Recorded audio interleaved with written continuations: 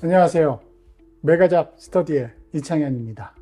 오늘은 우리가 이제 자기소개서를 작성을 할 때 어느 정도 이제 자기만의 기준이 필요합니다. 그러니까 내가 만약에 어떤 주제에 대해서 글을 쓴다. 그러면 그 글을 전체를 관통하는 가이드라인이 필요해요.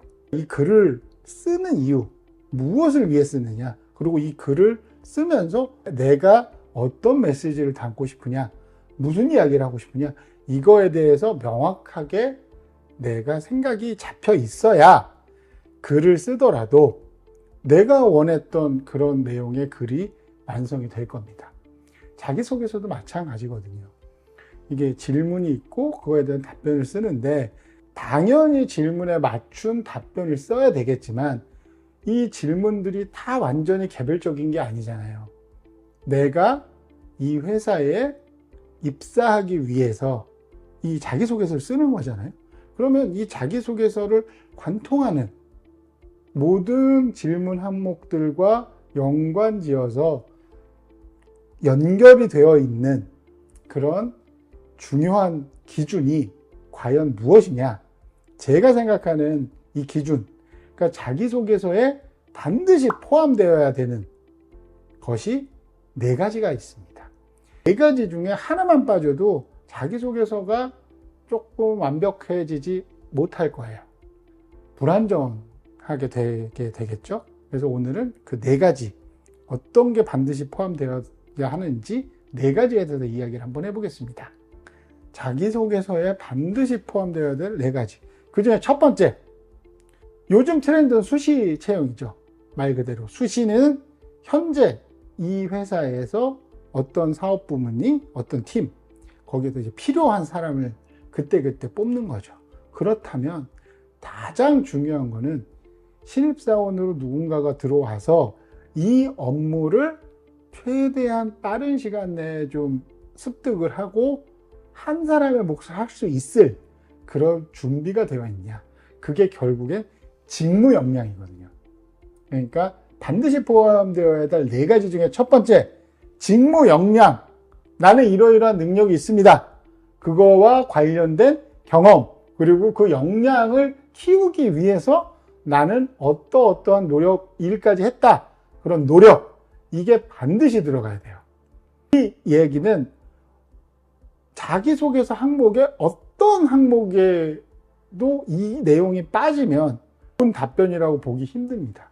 예를 들면 협업도 마찬가지고, 협업을 해서 결국에는 어떤 성과를 내고 회사에서 일을 하는 거잖아요. 회사에서 일을 하는데 협업이 중요한데 협업만 갖고 일을 할 수 있는 게 아니잖아요. 협업을 해서 내가 어떤 역할을 담당하면 그 역할에 맞는 일을 할 줄 알아야 되고 업무를 처리해야 되는데 그거가 가장 중요한 건 역량이잖아요. 직무 역량.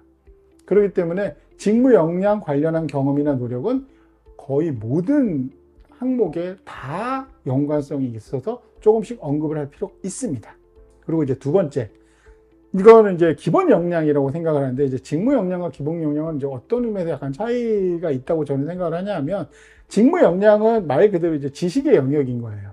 내가 어떤 일을 하기 위해서 내가 알고 있어야 되는 지식, 데이터, 이런 사실들이고, 기본 역량이라는 거는 회사라는 조직, 여러 사람들, 다양한 업무를 하는 사람들과 함께 지내면서 내가 일을 하면서 성과를 내야 되잖아요.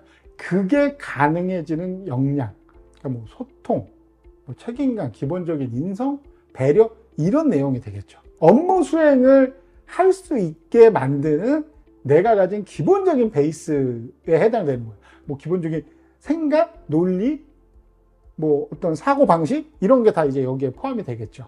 이런 내용이 있어야 그 다음에 직무 역량하고 연결해서 내가 이야기를 할 수가 있는 부분이거든요. 그리고 세 번째 필요한 거, 입사 의지입니다. 나는 이 자기소개를 쓰면서 정말로 내가 지원한 이 회사에서 이 업무를 통해 성장하고 사회생활을 하고 한 사람의 직장인으로서의 역할을 하고 싶다. 이런 의지가 비춰져야 돼요. 그 항목은 지원 동기에 들어갈 수도 있고 입사업 포부에 들어갈 수도 있고, 입사업 포부에 약간 좀 다른 변형이라고 하면 뭐 10년 뒤에 어떤 모습이 되겠냐? 아니면 와서 입사하고 어떻게 업무를 시작을 할 거냐? 뭐 이런 거에 대한 거겠죠. 그러니까 입사 의지를 제대로 표현을 하려면 내가 저 회사에 가고 싶다라는 거잖아요. 입사 의지는.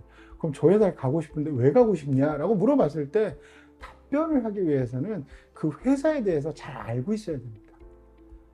그러니까 뭐 속속들이 비밀 뭐 공개되지 않는 사실을 알기는 힘드니까 최소한 공개된 사실들, 대기업이나 상장사라고 하면 재무제표도 그렇고 여러 가지 공시가 되는 이런 일련의 보도 자료나 이런 데이터들이 있잖아요. 이런 거를 잘 기억을 하고 조사를 하고 머릿속에 넣어 놓는 거죠. 그러면 이 회사가 이러이러한 장점이 있고 내가 생각하는, 내가 추구하는 회사 생활과 직장 생활에 부합이 된다. 그러면 내가 스토리를 만들 수가 있잖아요. 나는 이러이러한 이유 때문에 당신네 회사에서 열심히 일을 하고 싶습니다. 내 입사 의지를 제대로 표현을 할 수가 있는 거죠. 입사 의지가 강력하게 상대방에게 좀 인식되지 못하면 자기소개서를 왜 써요?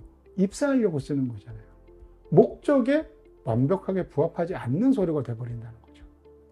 자기소개서는 입사하려고 쓰는 겁니다. 이걸 잊지 마세요. 입사하려고 하면 나는 입사하고 싶다는 거를 강력하게 보여줄 필요가 있는 거죠.